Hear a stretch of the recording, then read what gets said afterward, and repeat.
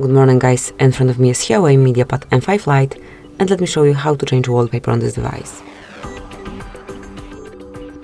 But first open the settings, then go to home screen and wallpaper, select wallpaper, mark the picture that you want to have as your wallpaper. You can also tap on more wallpapers. Let me just mark everything to see some online wallpapers and live wallpapers if they are accessible. Now just pick the picture that you want to cover your screen with. Let me pick, for example, this wave. You can blur it if you want to, or you can make it scrollable like this. Then tap on confirmation mark, and now you can set it on both home and lock screens, or just one of them. I would like to pick both.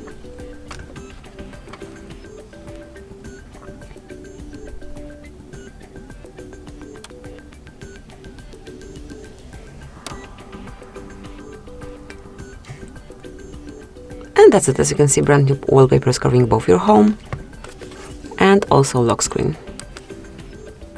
So here it is. Thank you for watching. Please subscribe our channel and leave the thumbs up.